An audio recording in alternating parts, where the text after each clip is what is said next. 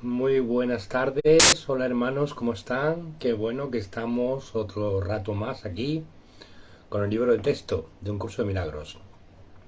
Estoy en el capítulo 2, la separación y la expiación, en el epígrafe 4, la curación como la liberación del miedo. Empezamos. 1. Vamos a hacer ahora hincapié en la curación. 2. El milagro es el medio, la expiación el principio y la curación el resultado. 3. Hablar de una curación milagrosa es combinar inapropiadamente dos órdenes de realidad diferentes. 4. Una curación no es un milagro. 5. La expiación, el último milagro, es un remedio, y cualquier clase de curación es su resultado. 6. Es irrelevante a qué clase de error se aplique la expiación. 7. Toda curación es esencialmente una liberación del miedo. 8. Para poder llevarla a cabo, tú mismo debes estar libre de todo miedo. 9. No entiendes lo que es la curación, debido a tu propio miedo. 2. Párrafo 2. Un paso importante en el plan de la expiación es deshacer el error en todos los niveles. 2. La enfermedad o mentalidad no recta es el resultado de una confusión de niveles, pues siempre comporta la creencia de que lo que está mal en un nivel puede afectar adversamente a otro. 3. Nos hemos referido a los milagros como un medio de corregir la confusión de niveles, ya que todos los errores tienen que corregirse en el mismo nivel en el que ocurrieron. 4. Solo la mente puede errar. 5. El cuerpo solo puede actuar equivocadamente cuando está respondiendo a un pensamiento falso. 6. El cuerpo no puede crear y la creencia de que puede, error básico, da lugar a todos los síntomas físicos. 7. Las enfermedades físicas implican la creencia en la magia. 8. La distorsión que dio lugar a la magia se basa en la creencia de que existe una capacidad creadora en la materia que la mente no puede controlar. 9. Este error puede manifestarse de dos formas. Se puede creer que la mente puede crear falsamente en el cuerpo o que el cuerpo puede crear falsamente en la mente. 10. Cuando se comprende que la mente, el único nivel de creación, no puede crear más allá de sí misma, ninguno de esos dos tipos de confusión tiene por qué producirse. Párrafo 3. Buenas tardes. Solo la mente puede crear porque el espíritu ya fue creado, y el cuerpo es un recurso de aprendizaje al servicio de la mente. 2. Los recursos de aprendizaje no son lecciones en sí mismos. 3. Su propósito es simplemente facilitar el aprendizaje. 4. Lo peor que puede ocurrir cuando se usan indebidamente es que no lo faciliten. 5. De por sí, un recurso de aprendizaje no puede producir errores en el aprendizaje. 6. El cuerpo, si se le entiende correctamente, comparte la invulnerabilidad de la expiación en lo que respecta a las defensas de doble filo. 7. Ello es así no porque sea un milagro, sino porque de por sí no da lugar a interpretaciones falsas. 8. El cuerpo es sencillamente parte de tu experiencia en el mundo físico. 9. Se puede exagerar el valor de sus capacidades y con frecuencia se hace. 10. Sin embargo, es casi imposible negar su existencia en este mundo. 11. Los que lo hacen se dedican a una forma de negación particularmente inútil. 12. En este caso el término inútil significa únicamente que no es necesario proteger a la mente negando lo no mental. 13. Si uno niega este desafortunado aspecto del poder de la mente, está negando también el poder mismo. Párrafo 4. 1. Todos los remedios materiales que aceptas como medicamento para los males corporales son reafirmaciones de principios mágicos. 2. Este es el primer paso que nos conduce a la creencia de que el cuerpo es el causante de sus propias enfermedades. 3. El segundo paso en falso es tratar de curarlo por medio de agentes no creativos. 4. Esto no quiere decir, sin embargo, que el uso de tales agentes con propósitos correctivos sea malo. 5. A veces la enfermedad tiene tan aprisionada la mente que temporalmente le impide a la persona tener acceso a la expiación. 6. En ese caso, tal vez sea prudente usar un enfoque conciliatorio entre el cuerpo y la mente, en el que a algo externo se le adjudica temporalmente la creencia de que puede curar. 7. Esto se debe a que lo que menos puede ayudar al que no está en su mente recta o al enfermo es hacer algo que aumente su miedo. 8. De por sí ya se encuentra en un estado debilitado debido a este. Exponerle prematuramente a un milagro podría precipitarle al pánico, lo cual es muy probable que ocurra en aquellos casos en que la percepción invertida ha dado lugar a la creencia de que los milagros son algo temible. Buenas tardes, bien, nos dice la hermanita, a ver, Pepe Doriano, bien, retornando tu camino, ignorando al ego. Estoy viendo, me quedo, gracias. Muy bien, hermano, pues gracias. Lourdes Aguirre, buenas tardes. Me he decidido esta tarde a leer un poquito el texto.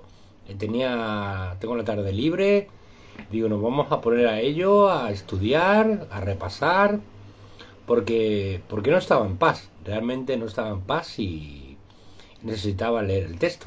Y aquí lo tengo, mi curso de milagros, leyéndolo. Estamos en el capítulo 2, la separación de expiación, en el epígrafe 4, en el párrafo 5. Y nos dice: el valor de la expiación no reside en la manera en que se expresa. 2. De hecho, si se usa acertadamente, se expresará inevitablemente en la forma que le resulte más beneficiosa a aquel que la va a recibir. 3. Esto quiere decir que para que un milagro sea lo más eficaz posible, debe expresarse en un idioma que el que lo ha de recibir pueda entender sin miedo. 4.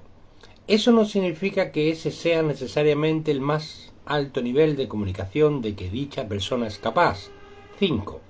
Significa no obstante que ese es el más alto nivel de comunicación de que es capaz ahora. 6. El propósito del milagro es elevar el nivel de comunicación, no reducirlo mediante un aumento del miedo. Santa Marimar, hola Miguel, me encanta verte acá, un abrazo. Pues gracias Marimar, bendiciones. Voy a estar leyendo todas las tardes, ya me lo he propuesto, de volver a la lectura y de seguir leyendo el texto. Os comunico que a 1 de enero vamos a estar compartiendo cada día la lección de un curso de milagros, porque yo soy el primero que necesito este aprendizaje, esta práctica diaria en mi vida. Así que vamos a estar compartiendo desde la lección 1, 2, 3, o sea, todas las lecciones, las 365 lecciones del año, la vamos a estar compartiendo desde el 1 de enero. Gracias. Bueno, pues estamos en el epígrafe 5, la función del obrador de milagros. Nos dice el párrafo 1. Antes, escucha bien, antes de que los obradores de milagros estén listos para emprender su función en este mundo, es esencial que comprendan cabalmente el miedo que se le tiene a la liberación. 2. De lo contrario, podrían fomentar inadvertidamente la creencia de que la liberación significa aprisionamiento. Creencia que de por sí ya es muy prevaleciente. Esta percepción errónea procede a su vez de la creencia de que el daño puede limitarse solo al cuerpo.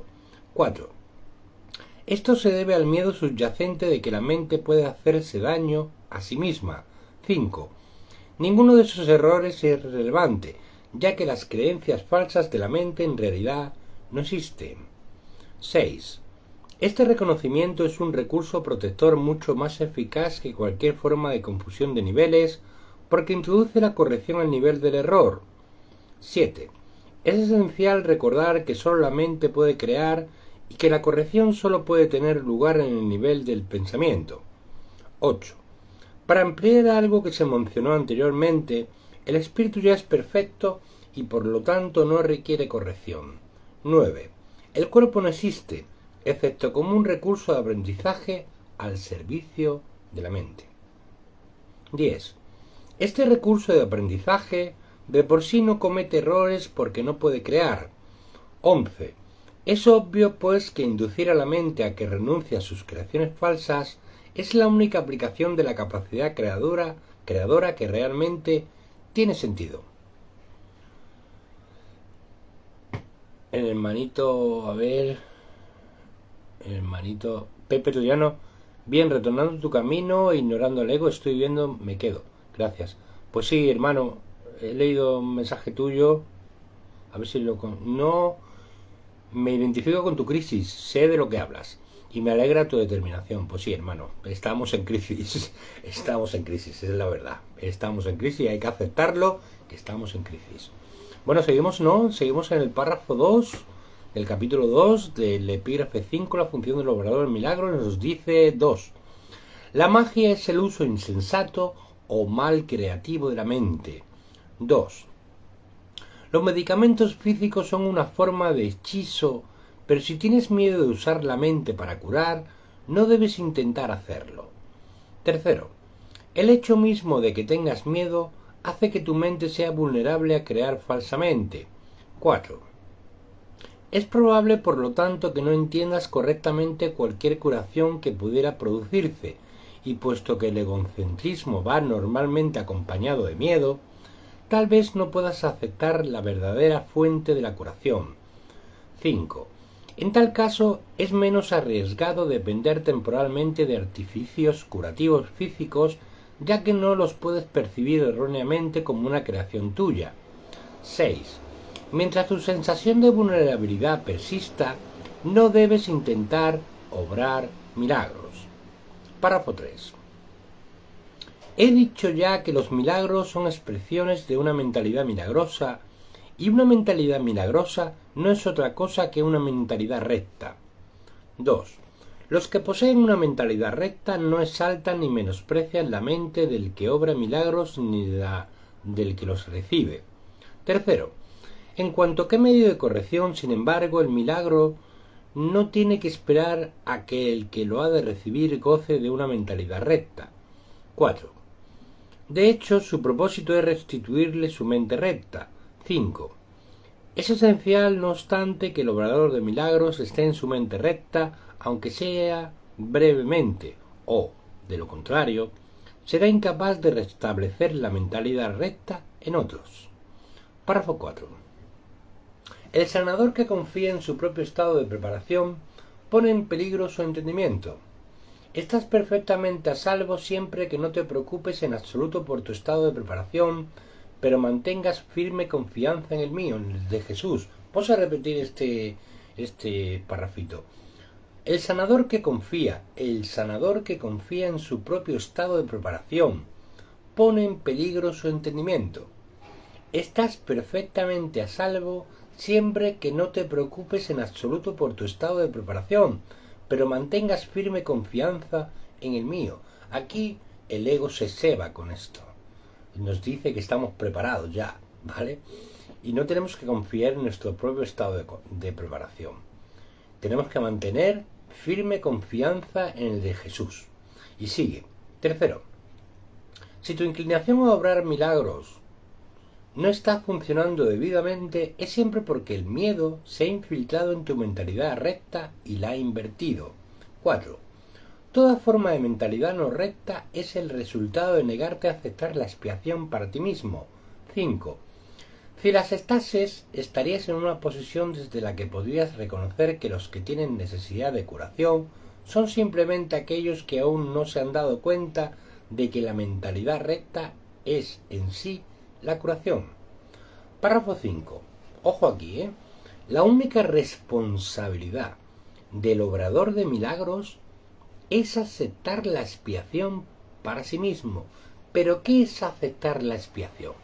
¿Vale? Esto, el curso nos lo explica de muchas maneras.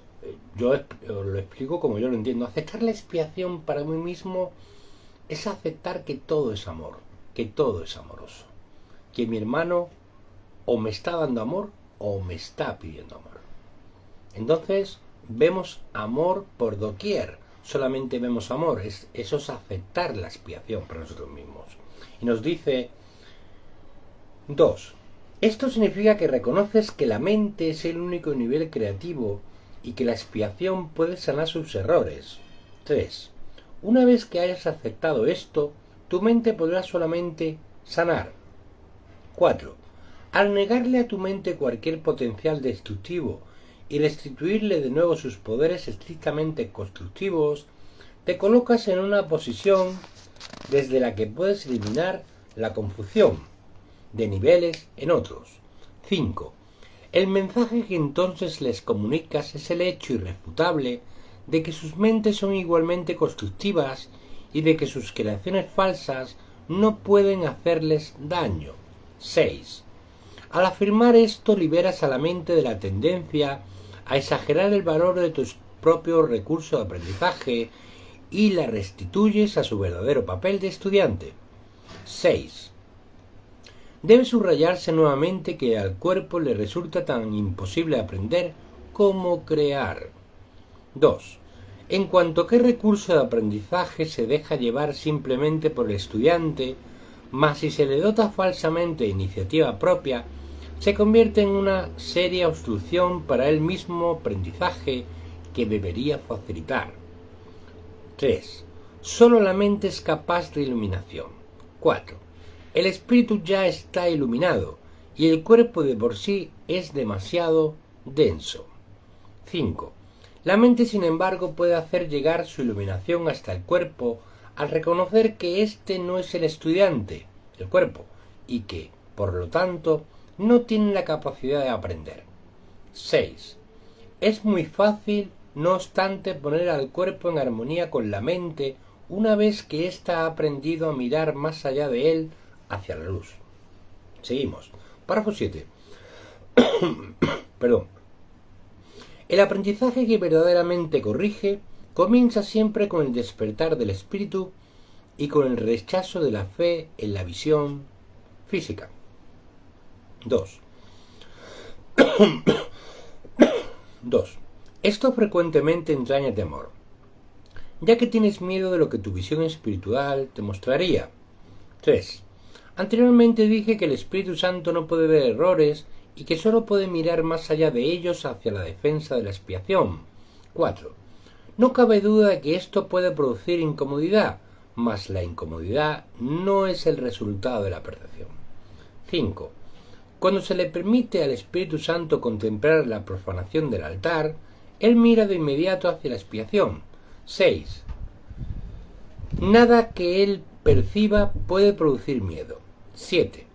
Todo lo que resulta de la conciencia espiritual simplemente se canaliza hacia la corrección. 8. La incomodidad se manifiesta únicamente para atraer a la conciencia la necesidad de corrección. Pues párrafo 8. El miedo a la curación surge, en última instancia, de no estar uno completamente dispuesto a aceptar que la curación es necesaria. 2. Lo que el ojo físico ve no es correctivo ni tampoco es posible corregir el error mediante ningún medio físicamente visible. 3. Mientras creas en lo que tu visión física te muestra, tus intentos de corregir estarán mal encausados. Fíjate tú lo que dice aquí, Fíjate tú lo que dice aquí. Mientras creas en lo que tu visión física, los ojos, lo que vemos con los ojos, te muestra, tus intentos de corregir estarán mal encauzados.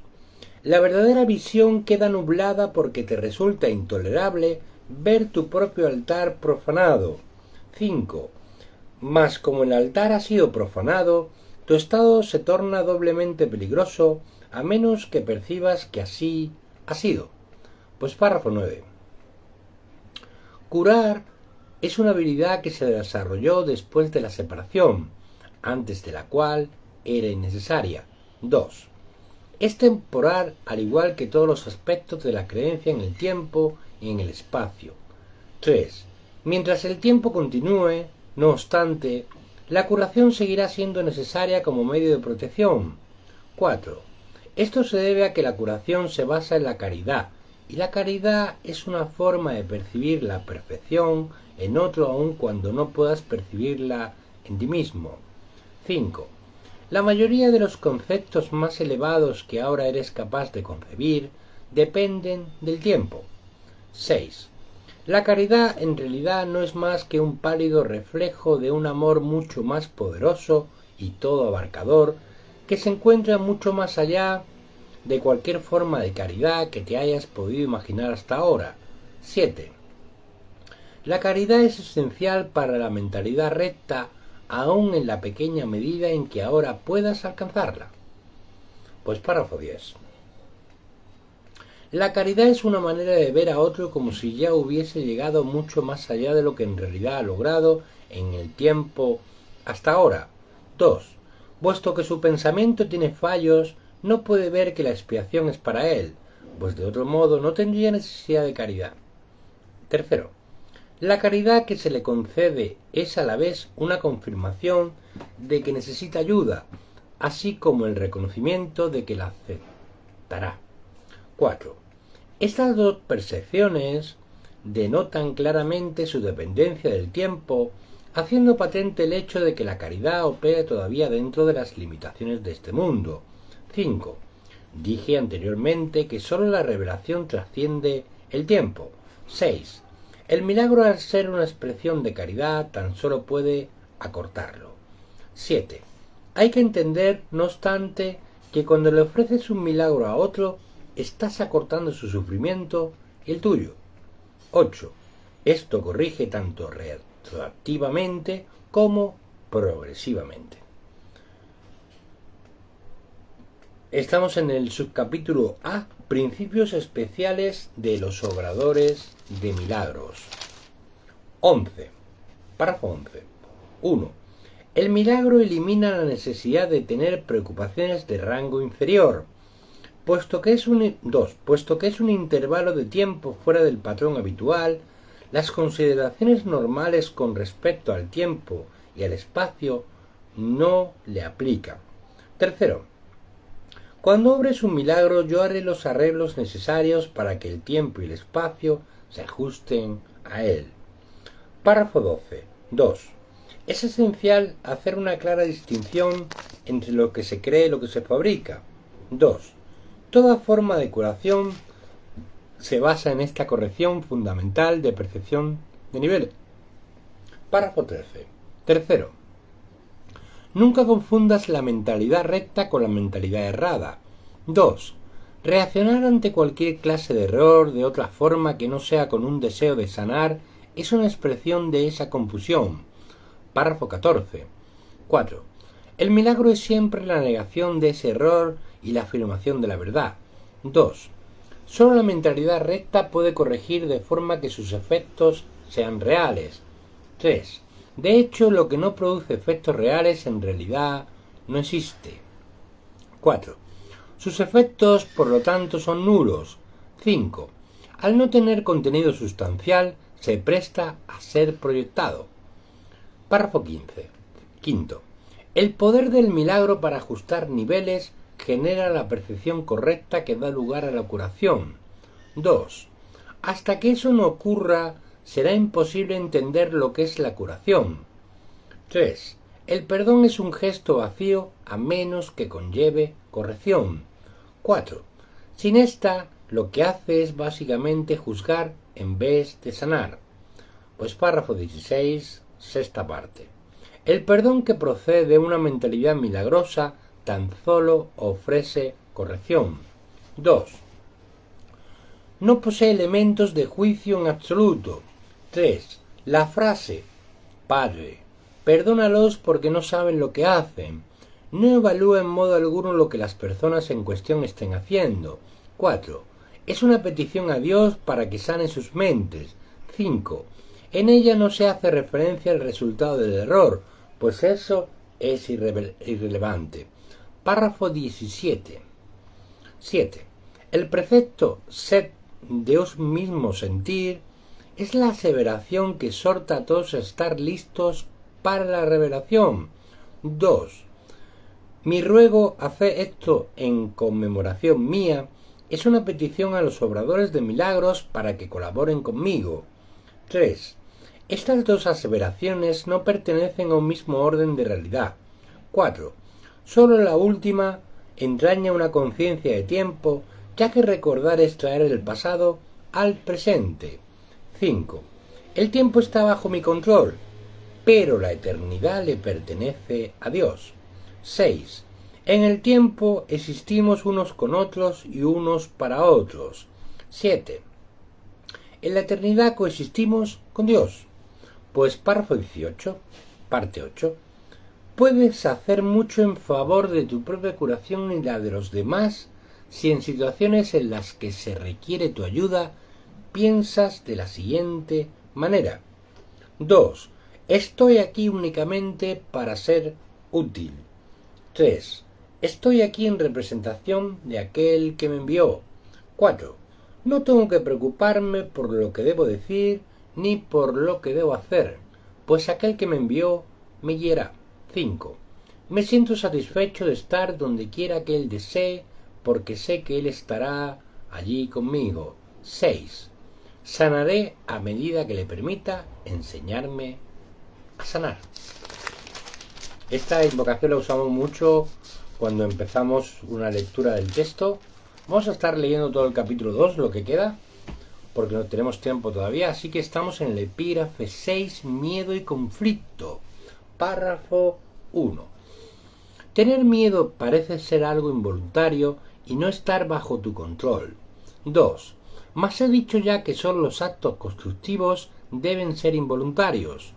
3. Mi control puede hacerse cargo de todo lo que no es importante, mientras que si así lo decides, mi asesoramiento puede dirigir todo lo que lo es. Qué bueno, Jesús, ¿eh? Qué maravilla. 4. Yo no puedo controlar el miedo. Jesús no puede controlar el miedo, pero este puede ser autocontrolado. 5. Tu miedo me impide darte mi control. 6. La presencia del miedo indica que has elevado pensamientos corporales al nivel de la mente. 7. Eso los pone fuera de mi control y te hace sentir personalmente responsable de ellos. 8. Lo cual es una obvia confusión de niveles. Pues párrafo 2. Yo no fomento, nos dice Jesús, la confusión de niveles. Tú debes, no obstante, elegir corregirla. 2. No justificarías un comportamiento demente por tu parte diciendo que no pudiste evitarlo. 3. ¿Por qué entonces condonas pensamientos dementes? 4. Hay una confusión en esto que te convendría examinar detenidamente. 5. Tal vez creas que eres responsable de lo que haces, pero no de lo que piensas. 6. La verdad es que eres responsable de lo que piensas, porque es solamente en ese nivel donde puedes ejercer tu poder de decidir. 7. Tus acciones son el resultado de tus pensamientos. 8. No puedes separarte de la verdad, otorgándole autonomía al comportamiento. 9. Este lo controlo yo automáticamente tan pronto como pongas tu pensamiento bajo mi dirección. 10. Siempre que tienes miedo, es señal inequívoca de que le has permitido a tu mente crear falsamente y de que no me has permitido guiarla. Párrafo 3. De nada sirve pensar que controlando los resultados de cualquier pensamiento falso se pueda producir una curación. 2. Cada vez que tienes miedos es porque has tomado una decisión equivocada. 3. Esa es la razón por la que te sientes responsable de ello. 4. Tienes que cambiar de mentalidad, no de comportamiento, y eso es cuestión de que estés dispuesto a hacerlo. 5. No necesitas orientación alguna, excepto a nivel del mental. 6. La corrección debe llevarse a cabo únicamente en el nivel en el que el cambio es posible. 7. El cambio no tiene ningún sentido en el nivel de los síntomas donde no puede producir resultados. Pues párrafo 4. Deshacer el miedo es tu responsabilidad. 2. Cuando pides que se te libere del miedo, Estás implicando que no lo es. 3. En lugar de ello deberías pedir ayuda para cambiar las condiciones que lo suscitaron. 4. Esas condiciones siempre entrañan el estar dispuesto a permanecer separado. 5. A ese nivel tú puedes evitarlo. 6. Eres demasiado tolerante con las divagaciones de tu mente y condonas pasivamente sus creaciones falsas. 7. El resultado particular no importa. Lo que importa es el error fundamental. 8. La corrección es siempre la misma. 9. Antes de decidir hacer algo, pregúntame si tu elección está de acuerdo con la mía. 10. Si estás seguro de que lo está, no tendrás miedo, nos dice Jesús. Repetimos, antes de decidir hacer algo, pregúntame si tu elección está de acuerdo con la mía. Si estás seguro de que lo está, no tendrás miedo. Qué maravilla, ¿no? Saber que tenemos a Jesús, que podemos preguntarle a Él directamente todo lo que tengamos que hacer antes de tomar decisiones, antes de hacer nada por nuestra cuenta. Nos dirigimos a Él y le pedimos su respuesta y nos llegará. 5. El miedo es siempre un signo de tensión que surge cuando hay conflicto entre lo que deseas y lo que haces. 2. Esta situación se presenta de dos maneras. Primera, puedes elegir hacer cosas conflictivas, ya sea simultánea o sucesivamente. Tercero, esto da lugar a un comportamiento conflictivo, lo cual te resulta intolerable porque la parte de la mente que quiere hacer otra cosa se enfurece. 4. Segunda, puedes comportarte de acuerdo a como crees que debes más, a como debes, más sin querer hacerlo realmente. 5. Esto da lugar a un comportamiento, congruente, pero conlleva gran tensión. 6. En ambos casos la mente y el comportamiento están en desacuerdo, lo cual da lugar a una situación en la que estás haciendo algo que realmente no quieres hacer. 7. Esto suscita una sensación de coerción que normalmente produce furia, y es muy probable que también dé lugar a proyecciones. 8. Siempre que tienes miedo es porque aún estás indeciso. 9. Tu mente se encuentra por lo tanto dividida y tu comportamiento inevitablemente se vuelve errático. 10.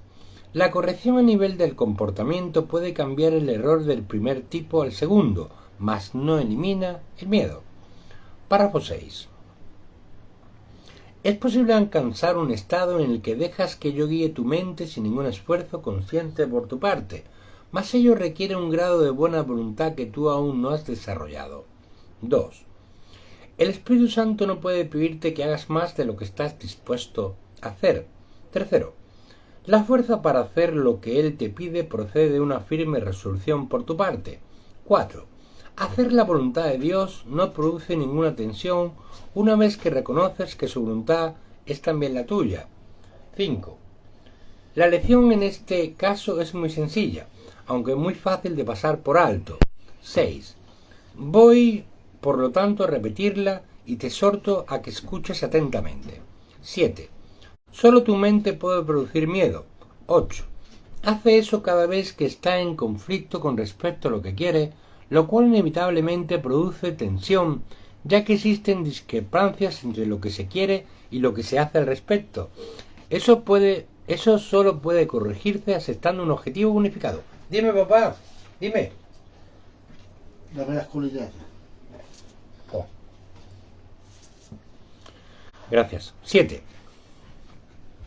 El primer paso correctivo para deshacer el error es darse cuenta antes que nada de que todo conflicto es siempre una expresión de miedo. 2.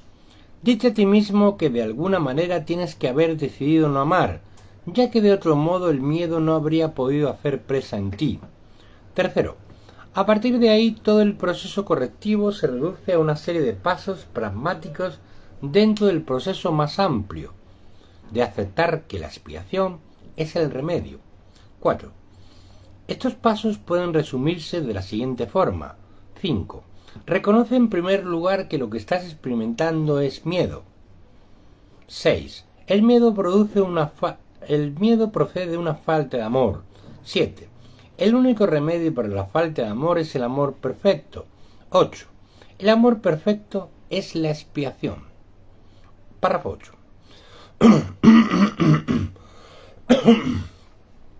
He subrayado que el milagro, la expresión de la expiación, es siempre un gesto de respeto del que es digno para con otro que es digno también. 2. El reconocimiento de esa dignidad lo restablece la expiación. 3. Resulta obvio, por lo tanto, que cuando tienes miedo, te has colocado a ti mismo en una posición en la que necesitas la expiación. 4. Has actuado sin amor al haber elegido sin amor. 5. Esta es precisamente la situación para la que se instituyó la expiación. 6. La necesidad de remedio inspiró su establecimiento. 7. Mientras te limites a reconocer únicamente la necesidad del remedio, seguirás teniendo miedo. 8. Sin embargo, tan pronto como aceptes el remedio, habrás deshecho el miedo. 9. Así es como tiene lugar la verdadera curación. Pues párrafo 9. Estamos terminando ya este capítulo. Bueno, todavía queda. 9. Todo el mundo experimenta miedo. 2. Sin embargo, no se requeriría más que una pequeña dosis de recto pensar para que uno pudiese darse cuenta de por qué se produce. 3. Son muy pocos los que aprecian el verdadero poder de la mente y nadie permanece totalmente consciente de él todo el tiempo. 4. No obstante, si esperas librarte del miedo, hay algunas cosas que debes comprender y comprender plenamente. 5. La mente es muy poderosa y jamás pierde su fuerza creadora. 6. Nunca duerme. 7. Está creando continuamente. 8. Es difícil reconocer la oleada de poder que resulta de la combinación de pensamientos y creencias, la cual puede literalmente mover montañas. 9. A primera vista parece arrogante creer que posees tal poder, mas no es esa la verdadera razón de que no lo creas. 10. Prefieres creer que tus pensamientos no pueden ejercer ninguna influencia real porque de hecho les tienes miedo. 11. Eso puede mitigar la conciencia de culpa, pero a costa de percibir a la mente como impotente. 12. Si crees que lo que piensas no tiene ningún efecto, puede que dejes de tenerle miedo, pero es bastante improbable que le tengas respeto. 13. No hay pensamientos futiles. 14. Todo pensamiento produce forma en algún nivel. Pues estamos en el epígrafe 7 de la separación y la expiación, capítulo 2, causa y efecto, en el párrafo 1. Hacemos un recorrido. Bendiciones, buenas tardes, Sandra, Paco Hernández Bernal, Pepe Turiano, ¿qué tal? Pepe, me identifico con tu crisis, sé de lo que hables y me alegra tu determinación. Pues sí, hermano, aquí estamos en las crisis, ¿sí? En lo que vivimos, pues sí. Pues párrafo 7, causa y efecto. 1. Puede que todavía te quejes de que tienes miedo, pero aún así sigues atemorizándote a ti mismo. 2.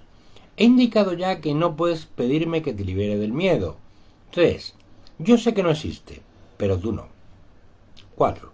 Si me interpusiese entre tus pensamientos y sus resultados, estaría interfiriendo en la ley básica de causa y efecto, la ley más fundamental que existe. 5. De nada te serviría el que yo menospreciase el poder de tu pensamiento. 6. Ello se opondría directamente al propósito de este curso. 7. Es mucho más eficaz que te recuerde que no ejerces suficiente vigilancia con respecto a tus pensamientos. 8. Tal vez pienses que a estas alturas solo un milagro te capacitaría para hacer eso, lo cual es absolutamente cierto. 9. No estás acostumbrado a pensar con una mentalidad milagrosa, pero se te puede enseñar a pensar de esa manera. 10. Todos los obradores de milagros necesitan este tipo de instrucción. Pues párrafo 2. No puedo permitir que dejes de vigilar a tu mente, ya que de otro modo no podrías ayudarme. 2. Obrar milagros requiere el que uno se dé cuenta plenamente del poder de los pensamientos a fin de evitar las creaciones falsas. Tercero, de lo contrario sería necesario un milagro que rectificase la mente misma, proceso circular que no propiciaría el colapso del tiempo, que es para lo que el milagro se concibió. 4. El operador de milagros debe poseer un genuino respeto por la verdadera ley de causa y efecto como es condición previa para que se produzca el milagro. Pues párrafo 3. Tanto el milagro como el miedo proceden de pensamientos. 2. Si no eres libre de elegir uno, tampoco serás libre de elegir el otro. 3. Al elegir el milagro rechazas el miedo aunque solo sea temporalmente. 4. Te has sentido temeroso de todo el mundo y de todas las cosas. 5. Tienes miedo de Dios, de mí y de ti mismo. 6. Nos has percibido erróneamente o creado falsamente y crees en lo que has fabricado. 7. No habrías podido hacer nada de eso si no hubieses tenido miedo de tus pensamientos. 8. Los temerosos no pueden sino crear falsamente, puesto que perciben erróneamente la creación. 9. Cuando creas falsamente no puedes sino sufrir. 10. El principio de causa y efecto se convierte ahora en un verdadero catalizador, aunque solo sea temporalmente. 11. En realidad, causa es un término que le corresponde propiamente a Dios, y su efecto es su Hijo. 12. Esto supone una serie de relaciones de causa y efecto completamente diferentes de la que tú introduces en tus creaciones falsas. 13. El conflicto fundamental en este mundo es, pues, entre la creación y la creación falsa. 14. Todo miedo está implícito en la segunda, y todo amor en la primera. 15. El conflicto es, por lo tanto, entre el amor y el miedo. Pues párrafo 4. Ya hemos dicho que crees que no puedes controlar el miedo porque tú mismo lo inventaste, y tu creencia en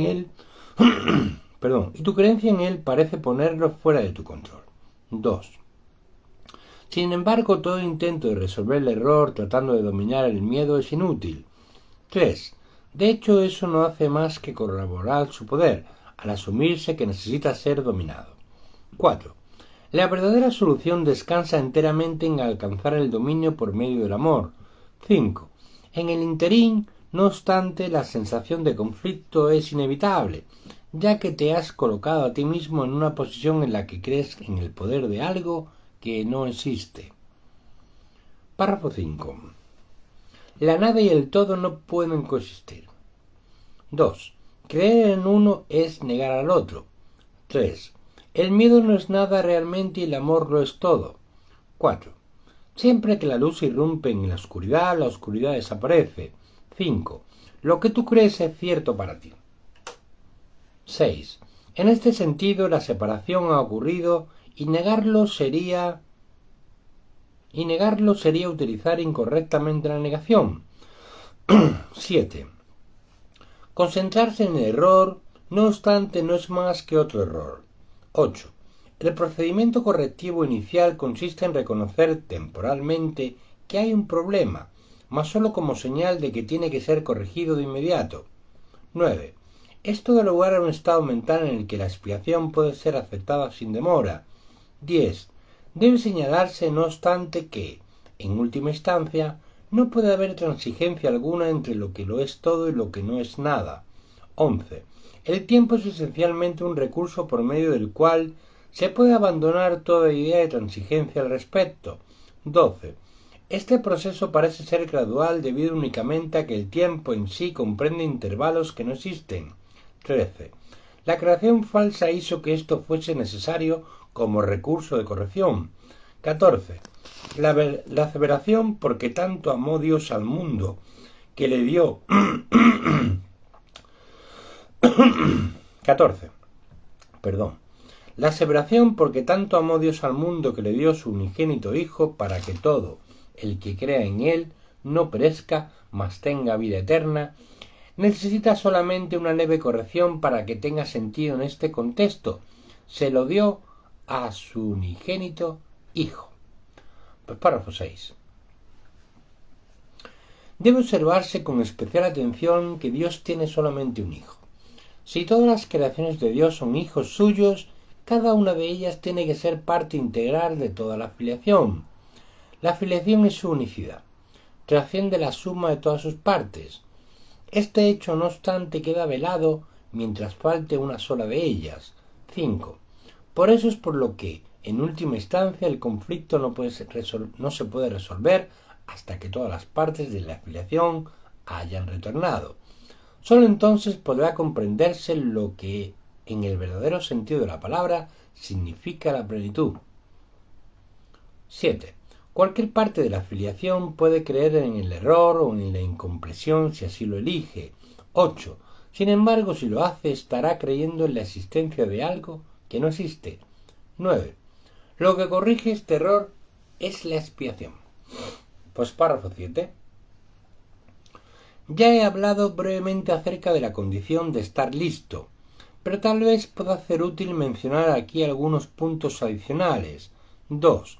Estar listo es solo el requisito previo para que se pueda lograr esto. 3. No se debe confundir una cosa con la otra. 4.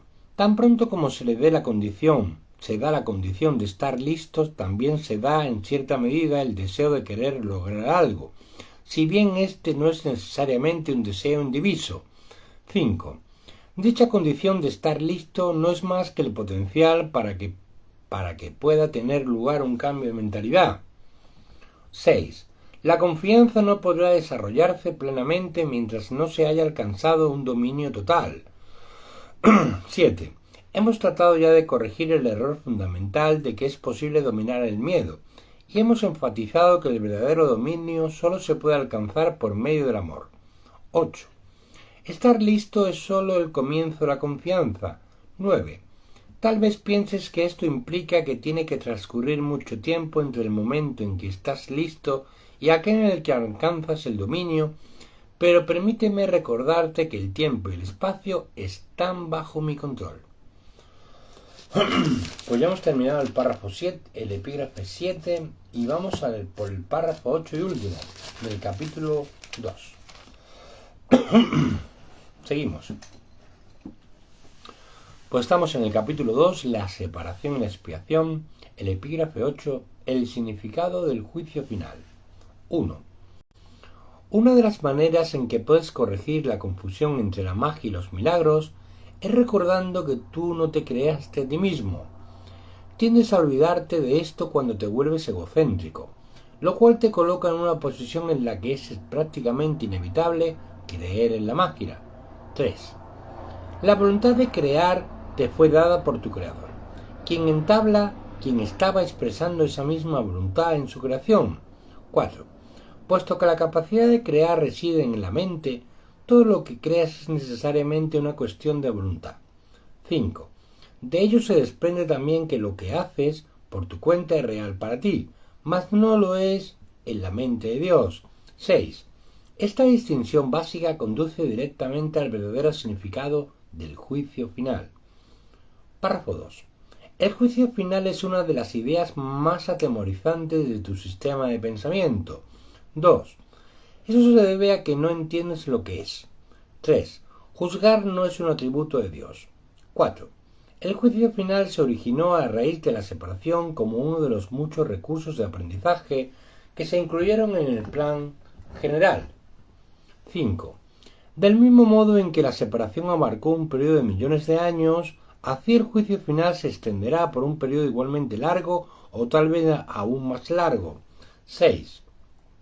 Su duración, no obstante, puede acortarse enormemente mediante los milagros, el recurso que acorta el tiempo, pero que no lo abole. 7. Si un número suficiente de nosotros llega a alcanzar una mentalidad verdaderamente milagrosa, este proceso de acortar el tiempo puede llegar a ser virtualmente inconmensurable. 8. Es esencial, no obstante, que te liberes a ti mismo del miedo cuanto antes, pues tienes que escapar del conflicto si es que has de llevar paz a otras mentes. Párrafo 3. Por lo general se considera el juicio final como un proceso que Dios emprendió, pero en realidad son mis hermanos quienes lo emprenderán con mi ayuda. El juicio final es la última curación en vez de un reparto de castigos, por mucho que pienses que los castigos son merecidos. 4. El castigo es un concepto completamente opuesto a la mentalidad recta y el objetivo de los juicios finales es restituirte a tu mentalidad recta. 5. Se podría decir que el juicio final es un proceso de correcta evaluación. 6. Significa simplemente que todos llegarán por fin a entender qué es lo que tiene valor y qué es lo que no lo tiene. 7. Después de que esto ocurra, la capacidad para elegir podrá ser dirigida racionalmente. 8. Pero hasta que no se haga esa distinción, las oscilaciones entre la voluntad libre y la aprisionada no podrán sino continuar. 4. El primer paso hacia la libertad comprende separar lo falso de lo verdadero. Este es un proceso de separación en el sentido constructivo de la palabra y refleja el verdadero significado del Apocalipsis. 3. Al final cada cual contemplará sus propias creaciones y elegirá conservar solo lo bueno, tal como Dios mismo contempló lo que había creado y vio que era bueno. 4. A partir de ahí la mente podrá comenzar a contemplar sus propias creaciones, con amor, por razón del mérito que tienen. 5. Al mismo tiempo repudiará inevitablemente sus creaciones falsas que, en ausencia de la creencia que las originó, dejarán de existir. Pues párrafo 5 y último, hermano. El término juicio final asusta no solo porque ha sido proyectado sobre Dios, sino también por la asociación de la palabra final con la muerte. 2. Este es un ejemplo sobresaliente de la percepción invertida. 3. Si se examina objetivamente el significado del juicio final, queda muy claro que en realidad es el umbral de la vida. 4. Nadie que viva atemorizado puede estar realmente vivo. 5. No te puedes someter a ti mismo a tu propio juicio final porque tú no te creaste a ti mismo. 6. Puedes, no obstante, aplicarlo significativamente y en cualquier momento a todo lo que has fabricado y retener en la memoria solo lo creativo y lo bueno. 7. Eso es lo que tu mentalidad recta no puede sino dictar. 8. El único propósito del tiempo es darte tiempo para alcanzar ese juicio. 9. El cual no es otra cosa que el juicio perfecto con respecto a tus propias creaciones perfectas. 10. Cuando todo lo que retengas en la memoria sea digno de amor, no habrá ninguna razón para que sigas teniendo miedo. 11. Ese es tu papel en la expiación. Pues hasta aquí hoy, hermanos. Hemos leído desde el epígrafe 4, si no me equivoco, epígrafe 4, a ver. Vamos con un poquito de garraspera, hace tiempo que no leemos y tenemos todavía la garganta un poquito cogida. Bueno, hemos tocado el epígrafe 4, la curación como la liberación del miedo, el capítulo 2. 5, la función del obrador de milagros. El epígrafe A, principios especiales de los obradores de milagros. Hemos tocado miedo y conflicto, hemos leído el párrafo 7, causa y efecto, y el último, que ha sido el 8, el significado del juicio final. Pues hasta aquí, hermanos. Mañana volveremos 4 de la tarde para continuar en el capítulo 3, la percepción inocente. Así que nos vemos mañana. Gracias a todos por estar. Este vídeo se subirá a YouTube. Hace tiempo que no subimos vídeos a YouTube, pero ahora con la lectura del texto la vamos a subir. Comentaros que a primero de años vamos a comenzar con el libro de ejercicios. Lección 1, nada de lo que veo significa nada. Lección 2, 3, 4, 5, o sea, todas. Vamos a hacerlas todas. ¿De acuerdo? Y leeremos también a primero de año, en enero leeremos también el texto desde el capítulo 1. Así que nos vemos mañana. Gracias a todos por estar. Besos, gracias.